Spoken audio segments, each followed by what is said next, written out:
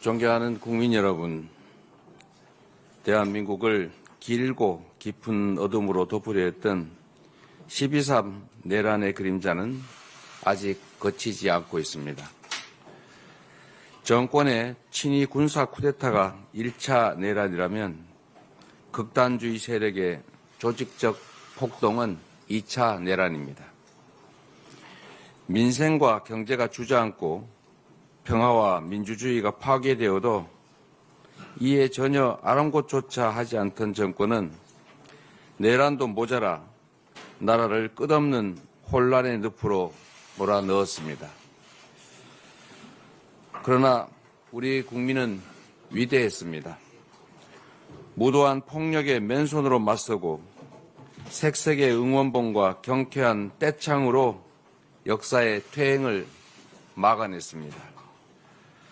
단 한 방울의 피 흘림 없이 세계사에 없던 평화로운 과정을 거쳐 주권을 거역한 권력자를 끌어내는 빛의 혁명을 수행 중입니다.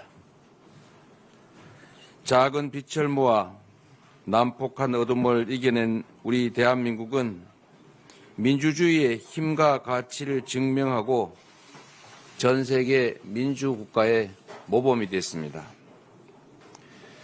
끝나지 않는 내란과 소요에 국민 여러분께서 불안하고 힘들어 하시는 것을 잘 압니다. 하지만 국민 여러분, 산을 높이 오를수록 바람은 더 셉니다. 지금의 이 혼란은 더 밝은 세상으로 향하는 터돌 속 어둠 같은 것입니다. 희망을 가지고 힘을 모아 마지막 고비를 함께 넘읍시다. 수많은 외세의 침략도 무자비한 군부 독재 군합발도 결코 꿀리지 못한 위대한 국민의 나라. 식민지에서 해방되어 산업화와 민주화를 동시에 이루고 선진국에 진입한 유일한 나라, 바로 위대한 대한민국입니다. 강건한 우리 국민은 손에 손 빛의 힘으로 민주공화국의 최고 규범 헌법이 정한 바에 따라 이 야만적 내란과 소요를 끝내고 희망의 새 길을 열어낼 것입니다. 위기 속에는 늘 기회가 있습니다. 위기와 혼란을 극복하고 변화를 통해 새로운 질서와 기회를 만들어 가야 합니다. 그 길의 끝에서 만나는 세상은 지나온 세상과는 온전히 다른 희망 세상일 것입니다. 기업이 앞장서고 국가가 뒷받침해 다시 성장의 길을 가야 합니다. 기업 경쟁력이 곧 국가 경쟁력인 시대, 일자리는 기업이 만들고 기업의 성장 발전이 곧 국가 경제의 발전입니다. 정부가 모든 것을 결정하는 시대에서 민간 주도 정부 지원의 그러한 시대로 전환해야 합니다. 민간의 전문성과 창의성을 존중하고 국제 경쟁 최전선에서 분투하는 기업을 정부가 적극 지원해야 합니다. 첨단 분야에 대한 네거티브 규제 전환 등 기업 활동 장애를 최소화해야 합니다. 올해를 자본시장 선진화로 K-디스카운트가 해소되는 원년으로 만들어야 합니다. 우리 주식시장도 투명하고 신뢰 가능한 선진 시스템을 갖춰야 합니다. 혁신적인 기업에 국민이 믿고 투자하는 사회, 부동산보다 자본시장의 투자 매력이 더 큰 사회로 체질을 바꿔야 합니다. 효율적 경영을 방해하는 비정상적 지배 경영 구조를 혁신하고 뚜렷한 경제산업 비전을 제시해야 합니다. 주식시장 선진화가 그리고 조직시장 활성화가 우리 국민을 부자로 만드는 가장 쉬운 길입니다. 집중적인 미래 투자로 신성장 동력 창출에 나서야 합니다. 올해 CES는 인공지능과 로봇이 결합한 휴머노이드 로봇 시대의 서막이었습니다. 다가올 미래에는 기존의 한계를 뛰어넘는 지능형 로봇이 산업 현장에 투입될 것입니다. AI 로봇 산업의 근본적 변화가 예고된 가운데 AI를 위한 반도체, 로봇 작동을 위한 소프트웨어 및 하드웨어가 미래의 먹거리가 될 것입니다. 바이오, 신약, 재생에너지 분야에서도 우리 기업들이 글로벌 경쟁에서 밀려나지 않도록 적극적인 국가 역할이 기념합니다. 새로운 통상 환경이 펼쳐지고 있습니다. 신흥시장 개척, 적극적 세일즈 외교로 대한민국의 경제 영토를 확장해 가야 합니다. 트럼프 정부를 맞아 한미 동맹의 강화, 전략적 경제 파트너십 강화가 더욱 중요해졌습니다. 변함없는 무역과 투자 파트너로 자리 잡을 수 있도록 반도체, 배터리, 에너지 등 주요 경제 분야에서 협력을 더욱 강화해야 할 것입니다. 눈앞에서 현실화되고 있는 관세, IRA, 칩스법의 불확실성에 따라 수출 기업들이 입을 불이익이 최소화되도록 각별한 노력이 필요하겠습니다. 전 세계로 확대되는 정치 극단화도 우리 사회의 심각한 양극화도 결국 경제 양극화가 원인입니다. 이미 존재하는 불평등과 양극화를 해소하는 것은 결코 쉽지 않습니다. 새로운 성장 발전의 공간을 만들어서 성장의 기회도 그 결과도 함께 나누는 공정 성장이야말로 실현 가능한 양극화 완화와 지속적 성장의 길입니다. 지난 2년여간 윤석열 정권의 실정 그리고 마침내 시대착오적 친위 쿠데타 때문에 우리는 너무 많은 것이 파괴되고 상실되었습니다. 이제 회복과 성장이 이 시대에 가장 시급하고 중대한 과제가 됐습니다. 그런데 국민 여러분, 이념과 진영이 밥 먹여주지 않습니다. 검든 희든 지만 잘 잡으면 좋은 고양이 아니겠습니까? 탈이념, 탈진영 현실적 실용주의가 위기 극복과 성장 발전의 동력입니다. 새로운 성장이 진정한 민주공화국 그리고 함께 사는 세상의 토대가 될 것입니다. 대한민국은 대전환의 시대를 맞이하고 있습니다. 2024년 노벨 경제학상 수상자 제임스 로빈슨 교수가 이렇게 말했습니다. 한국은 세계 역사상 가장 위대한 성공 사례다. 한국의 활기찬 민주주의 체제와 매우 포용적인 정치 시스템이 그 이유다. 우리가 이룬 번영과 발전의 근간이 잠시 흔들리고 있지만 세계는 우리 대한민국을 주목하고 있습니다. 김구 선생이 꿈꾸었던 문화강국 대한민국이 민주주의와 역동성, 회복력을 증명하며 세계 문화와 민주주의의 리더가 될 것입니다. 시간이 너무 더디고 일순간 역행하는 것처럼 보여도 역사는 전진합니다. 정치란 결국 주권자인 국민이 하는 것이므로 도도한 역사의 물줄기는 그 누구도 막을 수 없습니다. 회복과 성장으로 다시 대한민국, 위대한 대한민국은 다시 우뚝 설 것입니다.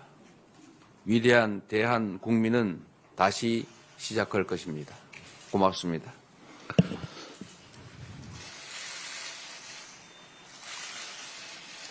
예, 감사합니다. 이제 언론인들의 질문을 받도록 하겠습니다. 여기서 잘 안 보이니까 우리 공보국 실무자들은 손을 들면 순차적으로 좀 마이크를 전해주시기 바라겠습니다. 예, 먼저 저쪽. 예, 저쪽. 예.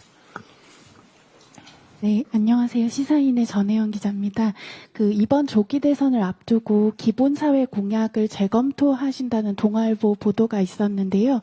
불과 5개월 전인 작년 8월에 민주당 강령에 기본사회 실현이 명시가 됐는데 이 보도가 맞다면 정치인으로서 철학을 좀 너무 빨리 바꾸시는 것은 아닌지, 그리고 원래 기본소득도 주장을 하셨는데 대표님 여전히 기본소득론자가 맞으신지, 만약에 기본소득론자시라면 그 재원은 토지 배당 같은 증세로 마련하실지 국채 발행으로 마련하실지 궁금합니다. 세상에 해야 될 일은 산더미 같이 많은 것이고, 정책이란 어떤 것은 하고 어떤 것은 안 하고가 아니라 어떤 것을 더 우선할 것인가 하는 선택의 문제입니다. 우선순위 문제에 있어서 지금 대한민국이 너무 많이 부서지고 너무 많이 어려워졌습니다. 국민들의 삶이 너무 어렵고 누구나 걱정하는 것처럼 경제적 토대가 훼손되고 있다고 합니다. 지금은 나누는 문제보다 만들어가는 과정이 더 중요한 그런 상황이 됐다고 판단이 됩니다. 인공지능 시대에 기본적 삶이 보장되는 사회라고 하는 것은 아마도 피할 수 없는 역사적 흐름이 될 것입니다.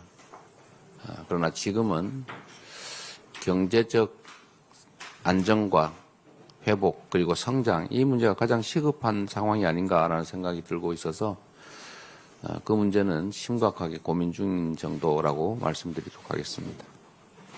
예, 감사합니다. 다음 질문 알겠습니다. 예. 요쪽에 먼저 하실까요? 전자신문. 예. 네, 전자신문 최기찬 기자입니다. 지지율 얘기를 안 할 수가, 당 지지율 얘기를 안 할 수가 없는데, 사실상 지지율이 비상계엄 이전으로 돌아갔는데, 그 이유는 무엇이라고 생각하시는지 여쭤보고 싶고요. 지금 당대표 연임 도전 당시부터 오늘까지도 이제 성장론, AI, 과학기술 투자를 통한 미래 신산업 육성, 이것들이 해답이라고 보시는지 여쭤보고 싶고, 또 하나는 어제 주한 미국 대사들이 만나면서 자유민주 진영이라는 표현을 좀 사용하셨는데, 트럼프 2기 출범 이후의 세계 질서 속에서 한미 동맹 강화 등에 대한 의지를 드러낸 것으로 봐도 되는지, 그렇다면 트럼프 시대에 대비하는 민주당의 첨단 산업 육성 전략은 무엇인지 좀 궁금합니다. 네, 질문은 아주 훌륭하십니다. 그런데 너무 많은 것이 들어있어서 일부만 답을 하게 될 것 같아서 양해를 부탁드립니다. 가장 우선적으로 아마 지지율 조사 결과에 대해서 관심이 많은 것 같습니다. 그것도 국민들의 뜻이니까 저희로서는 겸허하게 수용할 수밖에 없습니다.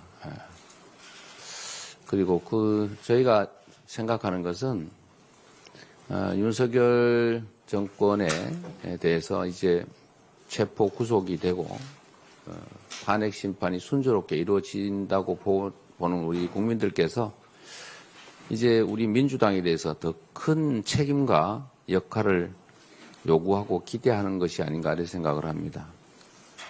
더 낮은 자세로 겸허하게 책임감을 갖고 임하는 것이 우리 민주당이 해야 될 일이라는 그런 생각을 하게 됐습니다.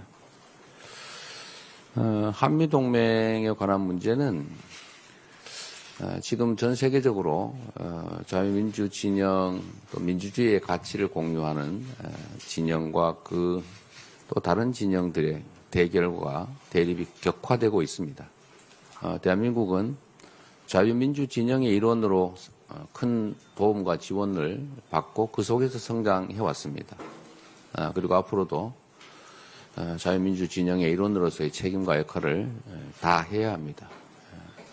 우리가 전 세계적 흐름에서 벗어나가지고 독자적인 흐름을 만들어낼 수는 없기 때문에 가야 될 길이라는 생각이 들고, 또 한미동맹의 강화 발전은 우리 민주당의 전통적인 입장이기도 합니다. 특별한 색다른 새로운 입장은 아니다라는 말씀을 드리겠습니다. 예, 좀 저쪽으로 좀 가볼까요? 예. 네, 대표님 오마이뉴스 복권 기자라고 합니다. 저기 있습니다. 네, 예. 저는 민주파출소랑 카톡 검열 관련해서 질문을 하나 드리고 싶은데요. 그 민주당에선 가짜뉴스, 그러니까 확인되지 않은 사실을 퍼뜨리는 게 신고가 되면 검토를 하고 필요하다면 고발을 하겠다라는 취지로 설명을 하는데, 국회 공당이 이제 일반 시민들을 향해서 가짜뉴스를 단순히 퍼나르는 일도 고발하겠다라고 어떻게 보면 엄포를 놓는 건데, 지금 내란 사태 이후에 전국에서 통합 메시지를 내는 게 아니라 오히려 가짜뉴스를 보고 나르는 시민들을 적대시하는 것 아닌가 싶거든요. 네. 대표님 생각이 좀 궁금합니다. 뭐 일리 있는 지적이십니다. 표현의 자유가 광범위하게 보장돼야 되고 또 내용을 모르고 단순히 전달한 것이라면 그에 대해서는 뭐 충분히 경고하고 또 시정하면 되는 문제라고 생각합니다. 다만 우리 모두가 경험하고 있는 것처럼 지금 극단주의 세력들이 바로하고 있고 그 극단주의 세력의 가장 큰 자원이 바로 가짜뉴스입니다. 여러분도 다 직접 보셨겠지만 선관위의 선거 관리에 대해서 근본적 의문을 제기하고 그게 소위 이 무도한 폭력과 계엄이라고 하는 있을 수 없는 일의 근원, 이유가 됐습니다. 심지어 미군이 무슨 선관위 연수원을 급습을 해서 뭐 90명을 체포해서 일본 오키나와 미군 기지로 이송을 해서 거기서 신문을 했더니 자백을 했다. 이런 가짜 뉴스를 아주 버젓이 유포를 하는데 이거는 한미 관계를 훼손하고 국격을 떨어뜨리는 아주 심각한 범죄 행위입니다. 이런 문제들은 시정을 해야 되는 게 맞겠죠. 그리고 카톡 검열이라고 하는 그런 용어를 쓰는 것은 옳지 않습니다. 허위 사실을 유포하는 단어 아니겠습니까? 검열이 가능하지도 않고 모두가 정확한 정보가 전달될 수 있도록 애써야 된다. 민주주의는 주권자들의 판단에 따라서 결정에 따라서 작동하는데 그 판단과 결정을 하게 되는 기초, 기본적 정보를 왜곡하면 그건 타인의 주권을 빼앗는 공화국의 기초 원리를 훼손하는 중대 범죄 행위에 해당될 수 있습니다. 공화국의 가치를 지키기 위한 최소한의 노력이다 이렇게 생각해 주시면 좋겠습니다. 예, 다음 질문 받겠습니다. 강주장님 전달해 주십시오. 예. 안녕하십니까. 시사일보 김민지 기자입니다. 제가 질문하고 싶은 거는 오늘 이건태 법률 대변인에 따르면 아직 대표님께서 위헌 법률 심판에 제청하지 않았다고 알고 있는데 위헌 법률 심판에 제청하실지 여부에 알고 싶습니다. 그리고 경기도지사 출마 시에 광역후보 후원에 헌법소원 위헌 결정 받으신 걸로 제가 알고 있습니다. 이번에 만약에 신청하게 되신다면 가능성이 있다고 보시는지도 궁금하고 덧붙여서 허위사실 유포 처벌 조문 100만 원 이상이면 박탈되는 조문도 신청하실 예정이신지 궁금해서 질문드립니다. 이게 후보자의 행위에 대해서 허위사실을 공표하면 처벌한다는 조항이 전 세계에 대한민국 유일하다고 알려져 있습니다. 그 문제 때문에 우리 변호인단이 검토하고 있는 단계인데 신청 여부는 변호인들이 판단하게 될 것이고 그 결과에 따라서 저로서는 그 결과를 존중한다 말씀드립니다. 예, 다음 분요. 예, 먼저 하세요. 예. 네, 안녕하세요. 대표님, 머니투데이 이승주라고 합니다. 최근 임종석 전 비서실장이 민주당이 여전히 이재명 대표 일극 체제에 머물러 있다는 취지의 발언을 했는데요. 이에 대해 어떻게 생각하시는지 여쭙고 싶습니다. 정당은 다양성을 생명으로 하고 만약에 이견이 없는 상태라면 사실 일종의 조직과 같아지겠죠. 뭐 다양한 목소리가 있는 건 바람직하다고 생각합니다.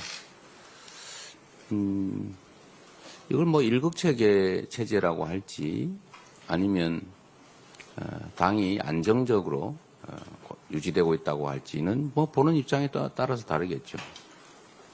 국민의힘이 저렇게 극의구적으로 막 분열하고 내부적 갈등이 격화되어 있는데 뭐 그것도 하나의 정치적 현상일 수 있겠죠.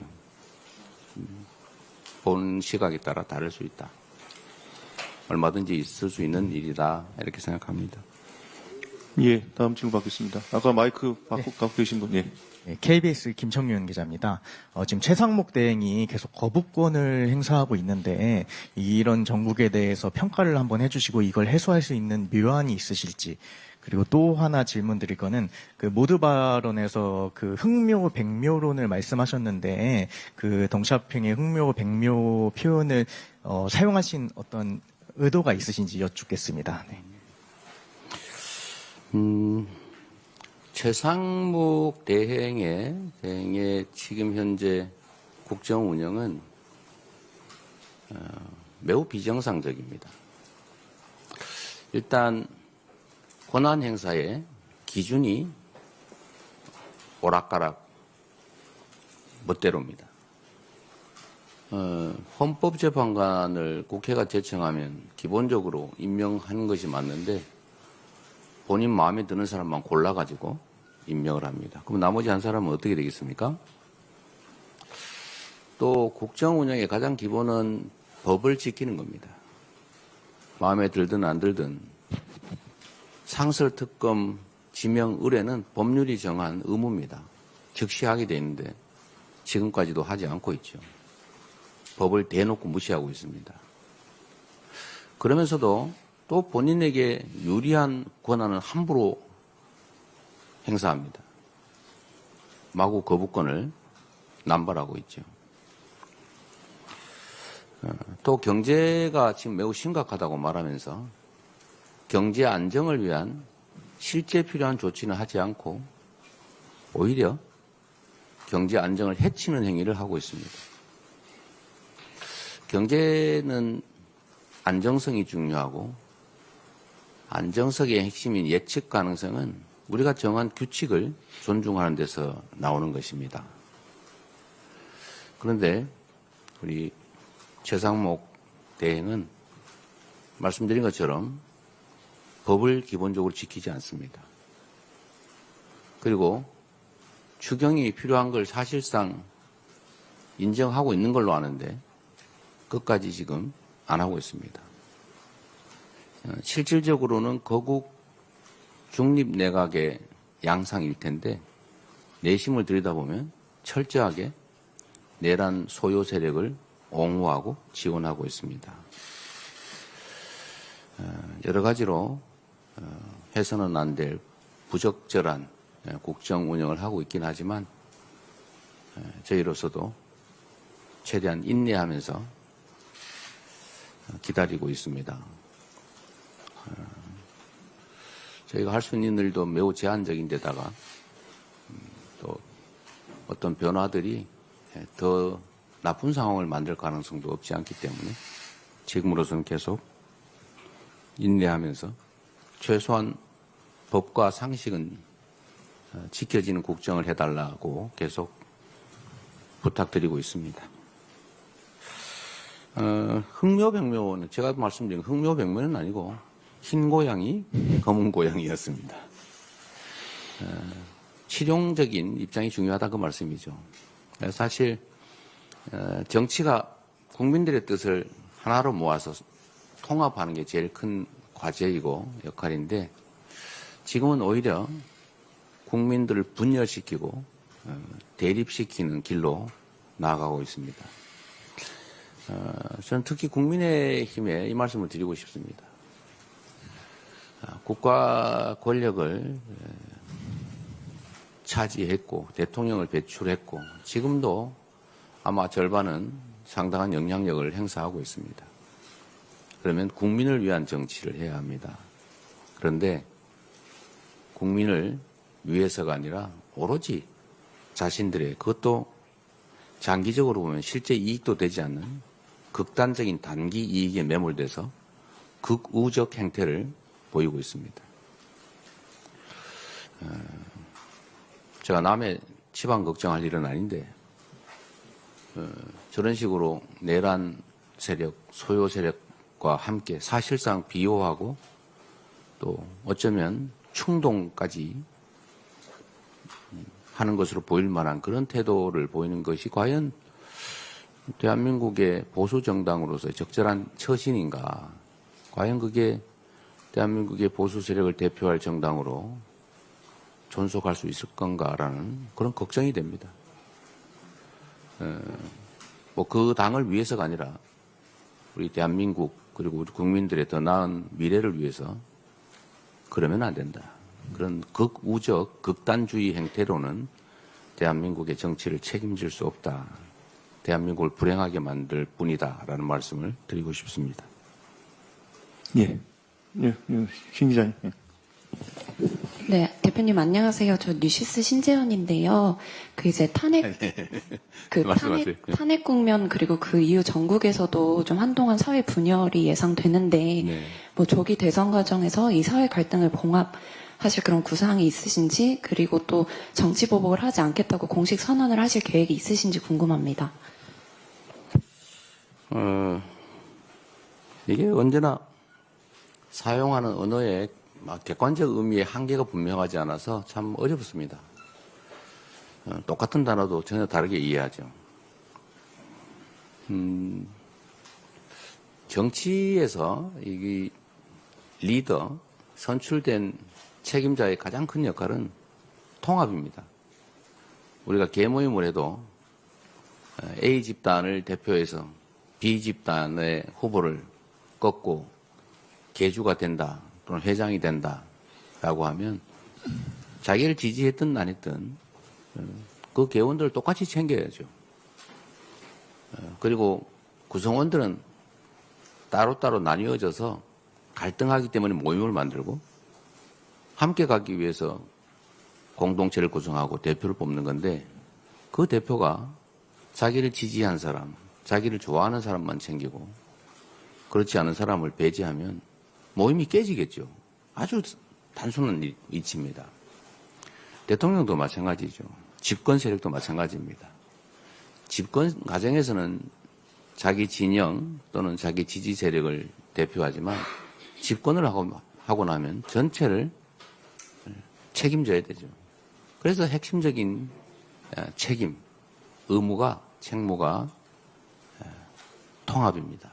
포용이죠. 그런데 윤석열 정권은 안타깝게도 극단적 소수의 길을 갔습니다. 결국 저는 그 모습을 보면서 결국 마지막에는 무력 통치, 즉 비상계엄을 선포하겠구나라고 제가 예측을 했던 겁니다. 통합의 가치가 매우 중요하죠. 또 한편으로 보면 그래서 미안합니다. 통합의 가치가 중요하고 그러기 위해서는 정치 보복이나 이런 거 하면 절대로 안 되죠. 끝이 없지 않습니까? 사람들은 자기중심적이어서 제3자가 볼 때처럼 냉정하지 않습니다. 객관적이지 않아요. 내가 한 대 맞으면 한 대 때린다고 만족스럽지 않습니다. 뭐 이유가 있죠. 끊임없이 확대됩니다. 결국은 지금도 거의 우리 국민들 사이에 심리적 내전 상태라는 표현이 있는데 실질적으로 내전 상태로 갈 수도 있죠. 정치가 극단적인 자기 입장만 고수하고 상대를 인정하지 않는 것을 넘어서 말살하려 하면 결국 그런 일이 벌어집니다.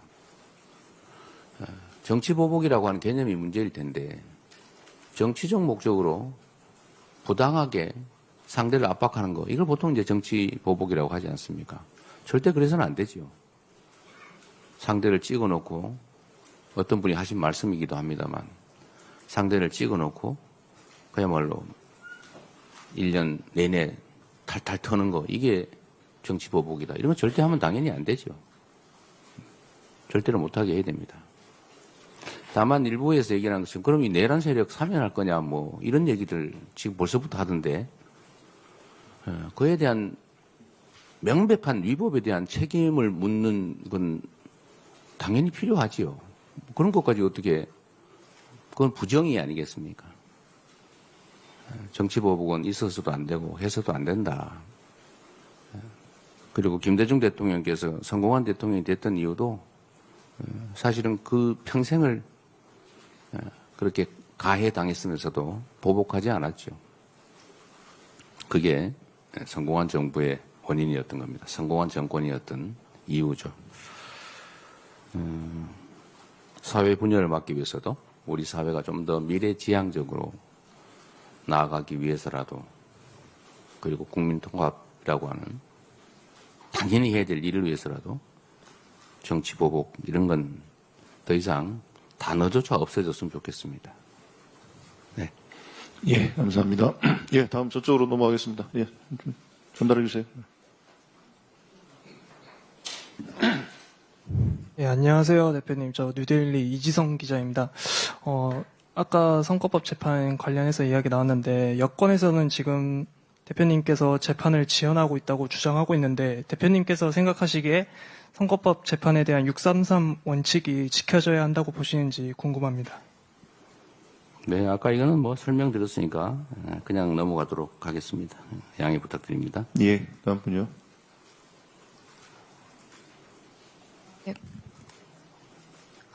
경기신문 김한별 기자입니다.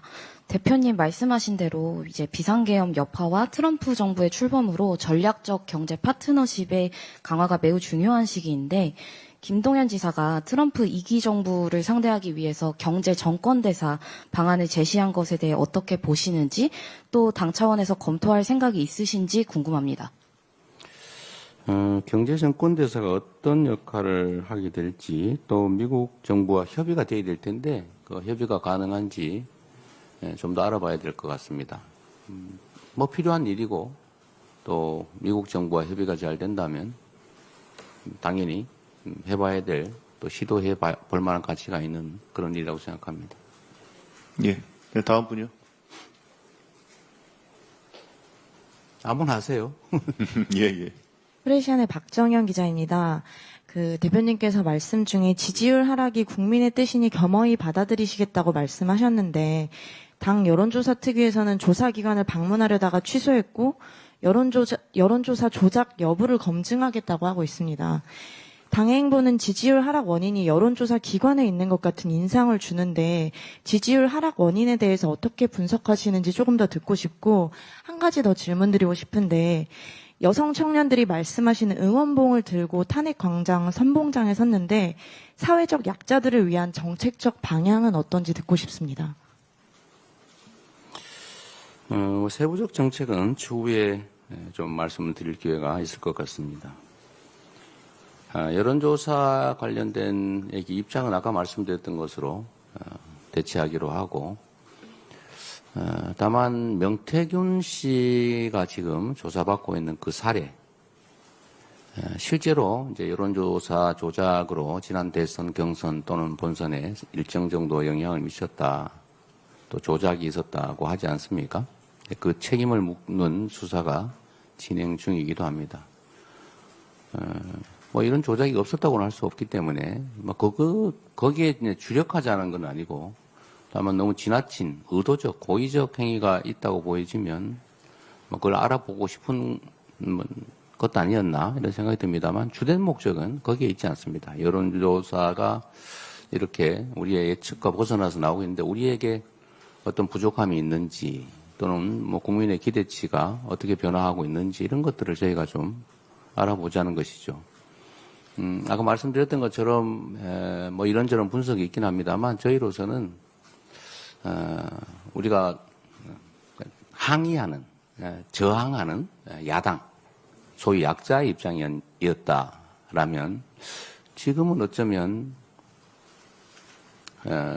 그 강자가 제거된 일종의 갑의 위치, 우월적 위치에 있다고 보고 우리 국민들께서 민주당에 대한 기대가 매우 더 높아졌거나 아니면 민주당에 대한 요구 수준이 달라졌을 가능성이 있다라고 저희도 내부적으로 보고 있고, 거기에 맞춰서 우리도 더 낮은 자세로 더 책임성 있게 우리 역할을 재정립해야 되는 거 아니겠느냐. 정책의 방향이나 뭐 이런 것들도 좀 심각하게 좀 재점검해야 되지 않겠냐는 생각을 하고 있습니다. 예.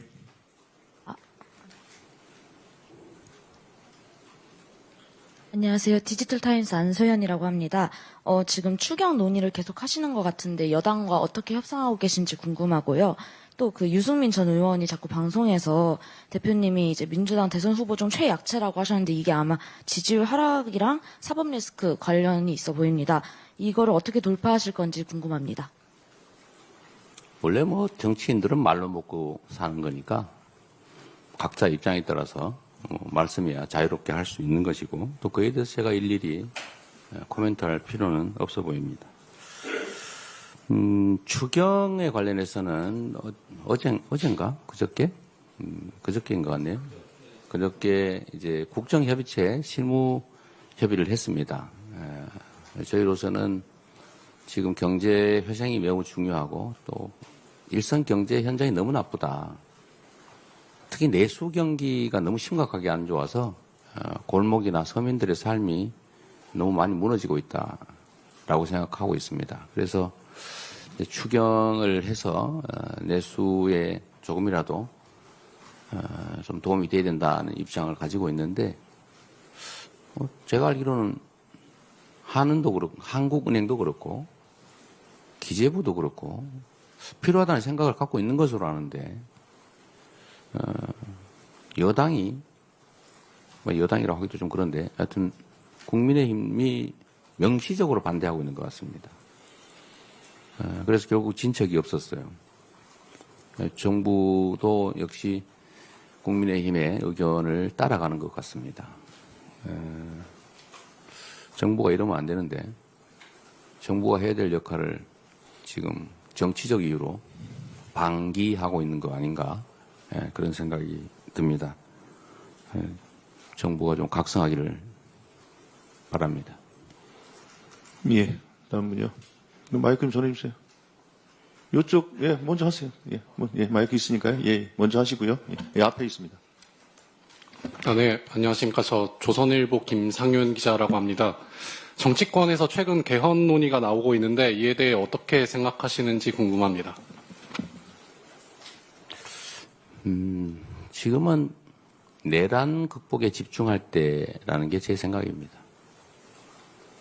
개헌 내용에 대해서는 제가 지난 대선 때 제 입장, 또 당의 입장을 설명드린 게 있으니까 참고하시길 바랍니다. 예. 다음 질문 받겠습니다. 예. 말씀하십시오. 대표님 안녕하십니까. 저 데일리안의 김찬주 기자라고 합니다. 대표님께서 꾸준히 국민 통합을 좀 강조를 해주셨는데요. 지금 22대 국회 들어서 좀 탄핵이나 특검법 그리고 거부권이 예고된 이제 정쟁 요소적 입법 등 좀 정치권의 논란이 좀 상당했습니다. 근데 민주당은 그때마다 좀 민심을 언급을 했었는데요. 이에 어떤 국민은 좀 호응을 했고 또 어떤 국민은 반발을 했습니다. 이처럼 민주주의에서 국민은 다양한 의견을 좀 표현하고 있는데 대표님께서 생각하시는 국민은 좀 어떤지 정의가 무엇인지 좀 궁금합니다. 지금 국민에 대한 학술적 토론을 해야 되는데 다음 기회에 하도록 하겠습니다. 예. 대표님 새해 복 많이 받으십시오. 오늘 신년 기자회견 화두를 네. 회복과 성장으로 주셨는데요. 네. 성장 관련한 현안 법안에 대한 그 의견을 좀 여쭙고 싶어요. 네. 반도체법과 전력망법 관련해서 어제 전력망법 같은 경우는 여야가 어떤 의견 일치를 이뤘다는 보도도 있었는데 이런 성장 관련 법안에 대한 대표님의 생각이 궁금합니다. 중앙일보 심세롬입니다. 네. 어쨌든 지금 우리 사회가 경제적 측면에서 매우 어렵고 어쨌든 회복을 넘어서서 이제 성장을 준비해 가야 되는 상태입니다. 그리고 그에 필요한 입법 조치나 이런 것들도 이제 좀 과감하게 또 전향적으로 할 필요가 있습니다. 전력망법은 아시는 것처럼 저희가 대체적으로 합의가 된 것 같고 신속하게 통과시키는 쪽으로 지금 당 내에서도 얘기가 됐습니다.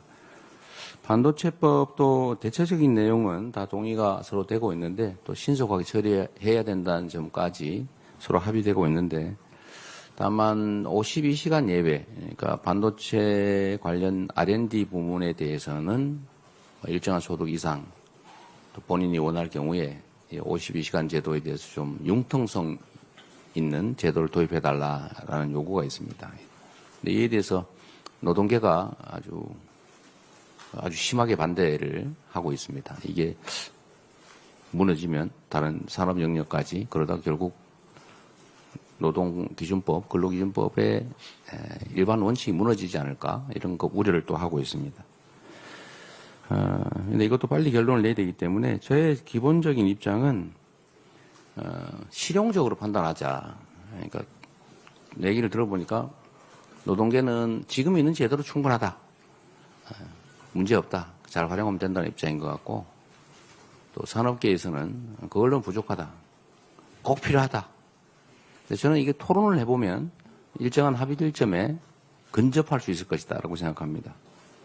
그래서 저희가 설 지난 다음에 제가 주재해서 좀 쌍방의 이야기를 한번 들어보고 거기서 판단을 해서 신속하게 처리할 생각입니다. 예, 네. 이제 질문이 뭐 나올 거 뭐 어느 정도 많이 나온 것 같아서 한 두 분만 더 하고 마치도록 하겠습니다. 예, 저 구자준 기자. 예. 그 앞에. 예. 예, 채널A 구자준입니다. 방금 주신 말씀에 이어서 질문을 좀 드리고 싶은데요. 금투세 문제도 그렇고 방금 말씀하신 근로시간 예외 문제도 그렇고 민주당 내에서는 이견이 좀 많고 심하게 반대하시는 분들도 많은 걸로 알고 있습니다. 그런데 금투세 문제를 처리할 때 당내에 그 반대 의견이 적절히 설득이 됐는가가 좀 의문이거든요. 이번 근로시간 예외 문제는 반발이 더 심할 걸로 보이는데 당내 설득을 어떻게 하실지 궁금합니다. 뭐 당연히 현안에 대해서 입장이 다르죠. 정치인들은 저는 기본적으로 타인의 일을 한다는 자세를 가져야 된다고 생각합니다.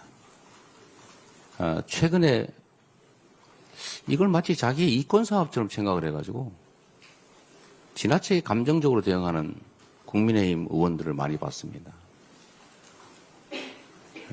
뭘 그렇게 극렬하게 그러는지 자기가 무슨 이해관계 당사자처럼 행동하는 경우가 많았습니다. 주인의 일을 처리하는 이런 피용자? 모섬의 자세? 이런 게 필요하다. 이 국가 업무를 처리할 때는. 우리 민주당 의원들께서는 당연히 여러 가지 다양한 생각을 가지고 있죠. 이게 더 바람직하다. 이게 더 바람직하다. 이건 나쁘고 이건 좋고 이런 문제가 아니고 선악의 문제가 아니고 선택의 문제죠. 그 점에서 금투세를 예정대로 시행하는 것이 국가와 국가 경제를 위해서 더 바람직하다 이런 입장도 있는 것입니다. 또 한편으로는 지금 경제 상황이 너무 어려운데 지금 제도 정비도 제대로 안 된 상태에서 굳이 경제 부담을 줘가면서까지 그럴 필요 있겠냐 뭐 이런 입장도 있는 거죠. 결국 선택하게 됩니다. 토론을 여러 차례 했고 뭐 입장이 다르긴 하지만 결국은 합의 전원 일치의 만장일치의 합의는 아니지만 다수의 뜻에 따라서 또 지도부 의견이 반영돼서 결정이 되면 또 우리 민주당 의원들은 다 또 그에 따릅니다. 그 후에 뭐 내 뜻대로 안 됐으니까 나는 뭐 어떻게 하겠다 뭐 이런 얘기 없잖아요.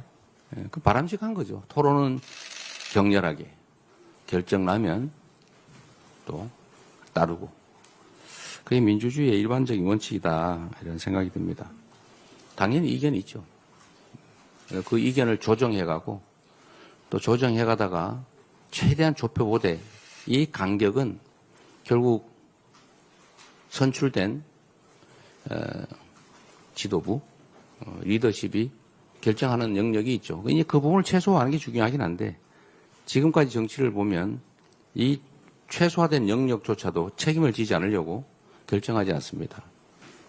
저는 지도부로 선출된 이 지도부들이 그 작은 미합의 부분, 이 부분에 대해서 결정하고 책임을 져야 된다.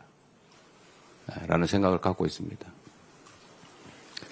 예, 저 앞에 SBS, 예. 저쪽에, 예. 네, SBS 김상민이라고 합니다. 반갑습니다. 외교 얘기를 요새 부쩍 자주 해주셨기 때문에 이제 네. 한미 관계와 북핵 얘기를 좀 여쭙고 싶은데요. 이제 트럼프 대통령이 얼마 전에 뭐 북한을 뉴클리어 파워라고 지칭을 했고 이게 NPT상의 핵무기 보유국과는 다른 개념이니까 너무 과도한 의미를 부여할 게 아니란 입장도 있지만 이제 미국은 비핵화가 아니라 뭐 핵 동결, 군축과 같은 협상에 나서려는 게 아니냐라는 견해도 있기는 합니다. 대표님께서 현 상황을 좀 어떻게 평가를 하고 계시는지 궁금하고 설령 북미 대화가 재개된다 해도 남북 관계가 악화한 상황에서 현실적으로 우리가 개입할 여지가 얼마나 있다고 보시는지 대표님의 생각을 여쭙고 싶습니다. 한반도 핵 문제, 북핵 문제에 대해서는 우리가 이제 합의된 원칙이 있죠. 한반도는 전역을 비핵화한다. 국제사회의 합의이기도 하고 또 남북 간에도 방향은 대체적으로 합의된 부분인데 이제 현실적으로 그게 진행되지 못했습니다. 미국의 신정부가 북핵 문제에 대해서 어떤 입장을 취할지는 저희가 함부로 추측할 수는 없습니다. 우리는 이런 가능성, 저런 가능성 모두를 염두에 두고 그에 상응하는 다양한 대응 방향, 대응 논리를 개발할 수밖에 없죠. 북한의 핵무기를 공식적으로 인정할 것이냐, 핵보유국으로 인정할 것이냐도 아직 미국 정부의 입장이 정리된 건 아닌 것 같습니다. 어떤 발언의 표현 하나와 미국 정부의 공식 정책, 이게 지금은 약간 혼선이 있는 상태라고 보여집니다. 우리는 뭐 어떤 경우도 대응할 수 있도록 준비해야 되겠죠.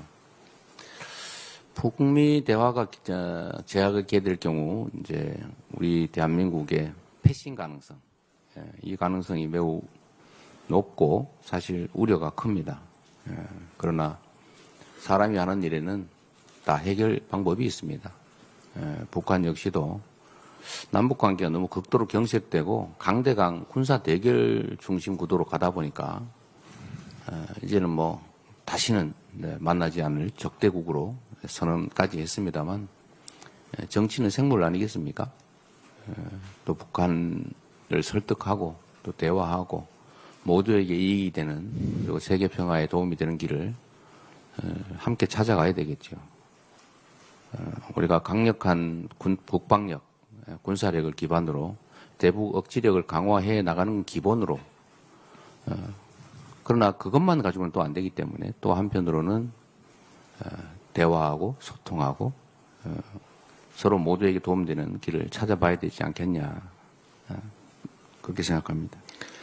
예, 아니 이제 아쉽겠지만 이제 그만 좀 제가 2개만 받고 마치는 걸로 했으니까 그만 좀 마쳐야 될 것 같습니다. 혹시 그 대표님 또 마지막 마무리 아니, 말씀? 특별히 더 드릴 말씀은 없고 예. 제가 말씀드릴 기회에 한 사람만 더. 아 그럴까요? 예. 자 그럼 이 앞에 질문하시죠. 예. 저 뒤에 안 보이는 분 어때요? 제가 한 분, 네, 마스크 끼신 분. 안 보여가지고 이 지명 기회를 놓쳤을 것 같아요. 우리 대변인께서 안 보이죠? 저 먼저 하겠습니다. 아, 그러세요, 그래. 네. 안녕하세요. TV조선 신경입니다.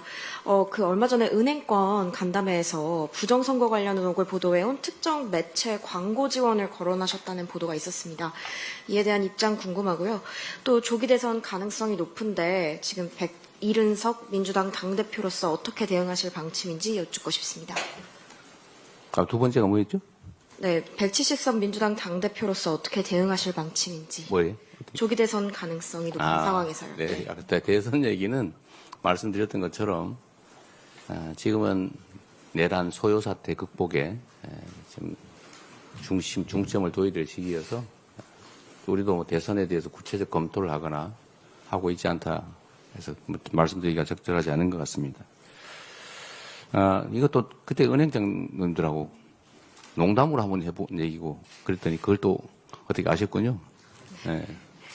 제가 이제 회의 끝난 다음에 제가 보기엔 그렇게 막 가짜 뉴스를 톱으로 싣는 이 신문이라기보다는 거의 뭐 저질 찌라시에 가까운데 이 내용을 알고 과연 광고를 했을까 그냥 궁금해서 한번 물어봤어요. 알고 지금 몰랐다고 그러더라고요. 그래서 그러시냐 그랬습니다. 이거 이상하게 또 왜곡 안 해주시면 좋겠어요. 예. 제가 뭐 압력을 때리시면 안 됩니다. 궁금해서 물어봤어요. 네.